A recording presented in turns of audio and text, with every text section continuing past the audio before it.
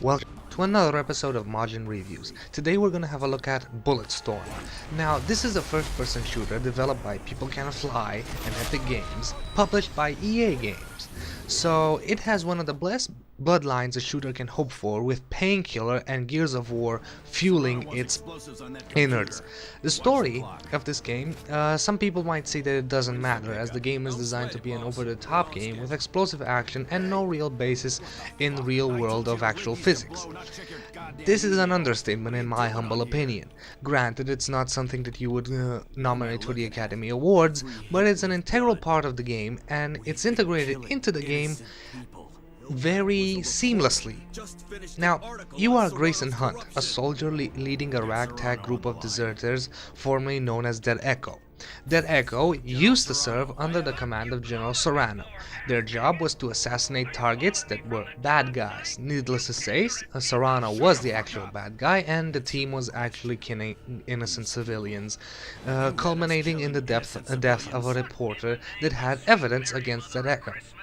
Upon finding out, Grayson Hunt decided to take Dead Echo rogue and embark them on a mission of revenge and redemption. Several years later, the small ship of the Mercs finds itself face to face with Sarrano's flagship. A space battle ensues, a crash land on a planet with mutants, gangs, cannibal gangs, and bigger mutants, and that's your basic beginning of the story.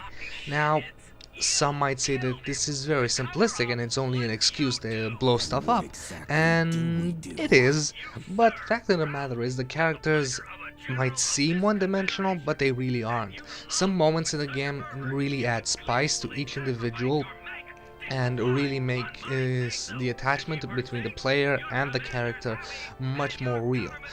Also, the characters' comments throughout the game are really well written and really immersive in the story. Another part that the story really focuses on is trying to explain everything, including the over-the-top attitude of the game, and that is a wonderful thing to have. Not say, hey, let's blow this up, and why are we blowing this up the most stylish way instead of, the most efficient way? Well, obviously you need this and that. On that note, let's talk about this. The game relies on style points. Very early in the game, Gray gets hold of a device called the leash. Now, the leash is a rope that is projected from a device that is attached to his hand. This device also floods Gray's bloodstream with nanites that explain the HUD of the game and the style points requirement. In short, the leash monitors your killing abilities and grants you points in reaction to how well you actually perform. So, basically, you get points the better your kills are.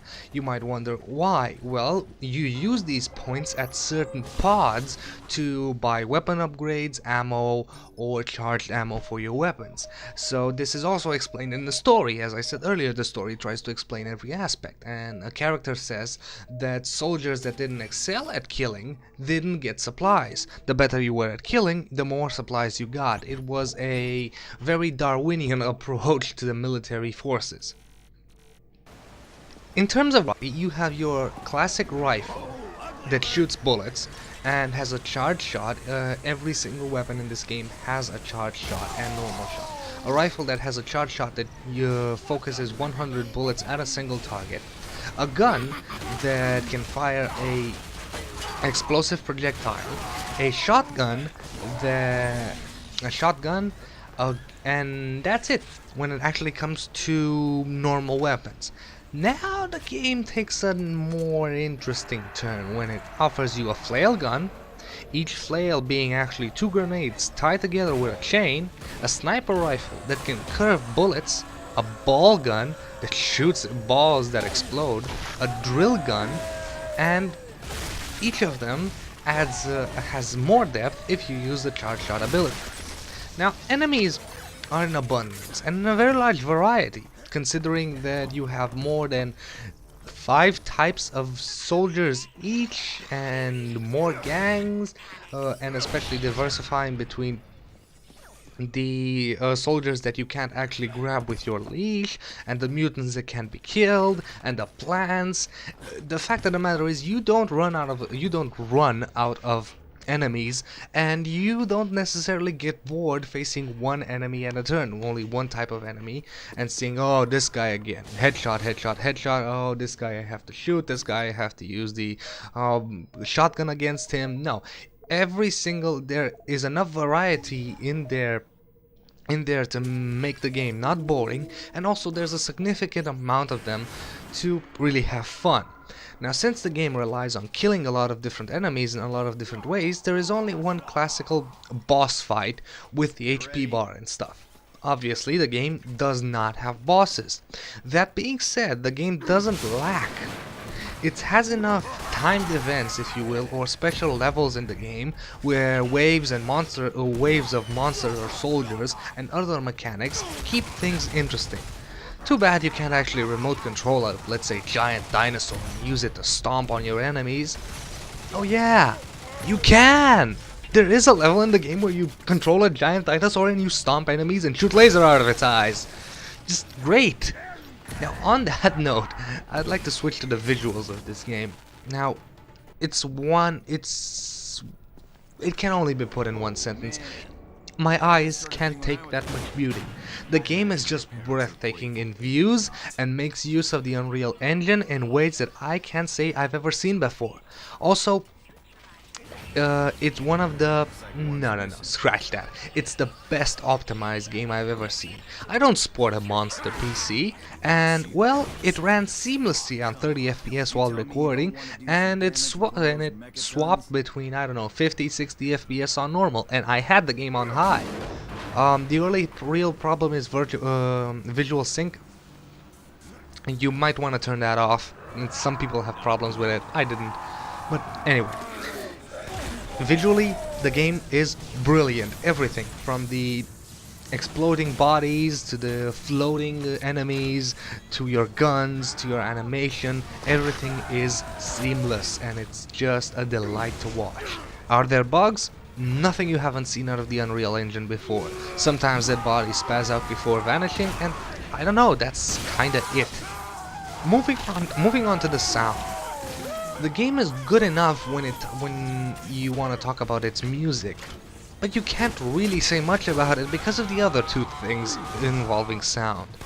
The sound effects and the voice acting. Between the awesomeness of these two, you just ignore the music. You want more explosions and more funny lines.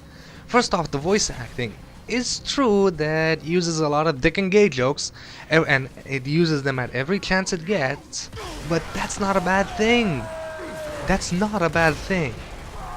You, viewer, you're only under 30 years of age, right? And if you're older, why are you playing games? If not, scratch that. You should be playing games. Games are awesome. The fact of the matter is, you're never too old to enjoy potty humor, if you will. Potty humor. I don't know. I'm old enough, I have to say, to think that I've outgrown potty humor, but I still found it hilarious, and this game had me grinning for over 7 hours, and sometimes I just laughed out loud, with great moments such as hitting yourself over the head with a door, or simply the main character not having the best response to a killing your dick joke. Yeah, that might not sound funny coming from me, but play the game and you'll understand. Also, if I'm on the topic of humor, I'd like to make a quick side note. The game also is incredibly funny in the visuals, as at one point in the game, very early on, you find a sealed door, and when you can't open it, the door jams and there's an error. You see the red circle of death from the Xbox on it. That just made my day. Anyway, let's continue on with the sound. The sound effects are just seamless. Between the screaming of the enemies and the bullets and the weapons and the explosions, it's just done right. It creates an atmosphere that is just immerses you, the player, into a world that is just fun to be in. Now, of course, every single game has its pitfalls. One of these is you might hear one of these is the asking price. The price for this game. Yes, believe it or not, one of the major problems for this game is not actually involving the game, but a business decision.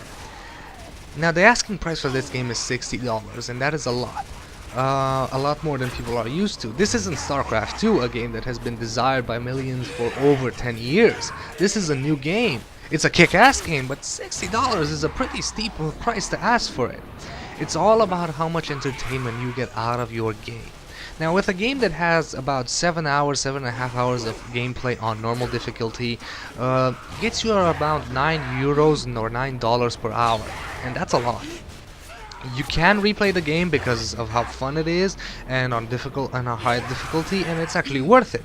You also have time trials and the multiplayer. Don't expect competitive multiplayer to be as fun, because some of the mechanics, especially the leash mechanic, doesn't exactly work in competitive multiplayer. However, co-op can be a hoot. If you're into shooters, yeah, $60 is worth it. If you're not, well, that's a decision that you have to make for yourself. You have to watch the videos, watch my review or other reviews, look at the game and decide if this would be something for you. I honestly recommend it, and I must say that I'm not necessarily that big into shooters. I'm very critical about them, and they have to be really good to get me to say good things about them. Okay guys, that's almost all I have to say about Bulletstorm. Almost. You can close the video here, and you can honestly make a good decision whether or not you should buy it right now. The last comment is a spoiler, so I'm gonna give you 10 seconds to close the video, and see you next time. 1, 2, 3, 4, 5, 6, 7, 8, 9, 10. You still here? Okay, fine. Here it is. Warning, this is a major spoiler. You still have a couple of more seconds left to go. Close the video if you don't want to be spoiled. You can make a good decision right now whether or not you get this game or not.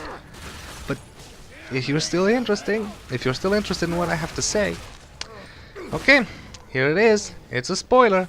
The ending is crap, and I mean crap. Sarrano escapes, Gray QQs about it, and he's lost all his friends. The love interest of the game spurs him on in continuing the hunt. Bulletstorm 2, here we come. Now, we've seen this kind of ending in a lot of different games, such as Gears of War from Epic Games, or even Painkiller. Painkiller had this kind of ending, or even StarCraft 2. Now, what this game lacks is the end feeling, the idea that you finished a chapter in a much bigger arching story. If you had that, then you would justify the ending. But you don't. You don't. There is no feeling of achieving something or ending something. The credits start rolling, and all I wanted to do was shoot the game in the balls and kick it in the face. No mercy skill shot. Well, see, the game overall is great. I mean, fantastic. It is one of the best shooters to ever come out and I've ever played. When I saw this first coming out, I called it Serious Sam on steroids, and that is what it is. Serious Sam on steroids. What Serious Sam did with just pure numbers, this game does with visuals and numbers. So, I still stick to my opinion that this game is worth it. However, having such a bad feeling to end the game is a real downer.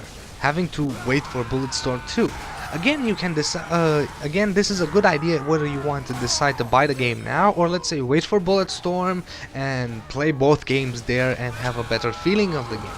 It's still worth because let's look at the overall arching. People Can Fly have made Painkiller, and Gears of War has been made by Epic Games. Both games had a sequel on the way ending. Painkiller ended with, I believe, you got out of hell but you left Eve there, and Gears of War ended with you blowing everything up, but proving that the locusts are still alive and they're still coming, and Gears of War 2 is on the way, and blah blah blah. But both of those games had an ending, a closing chapter. When you finished the game, you had a feeling that you've accomplished something, that you did something. That, okay, I've done this. What do I do next? has this satisfied me until the next chapter of this game will be released? That is the question.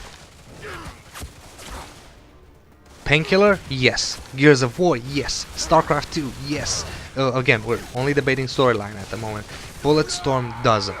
The last mission after you beat Sarrano, you get thrown off the spaceship, you run, shoot some enemies randomly, nothing difficult, you run a timed gauntlet, you have to get to a certain point in 45 seconds or something. It's not even that hard to get there, and once you get there, end of the game, and the credits start rolling. It's just a big downer.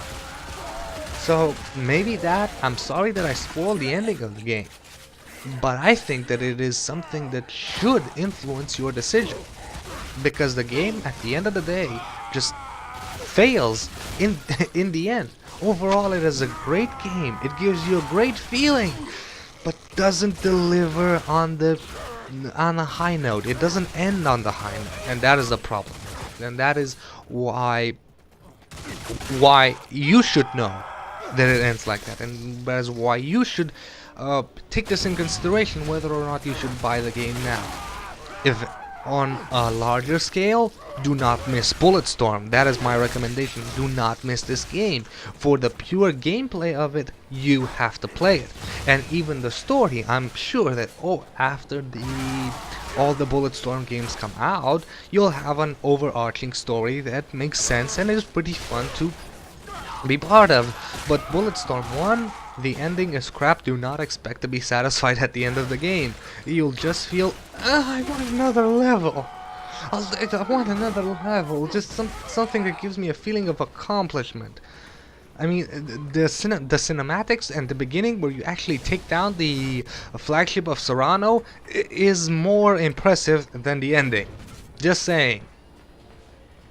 So, with that being said, thank you guys for watching the video of Majin Reviews, Bulletstorm, and I'll see you next time.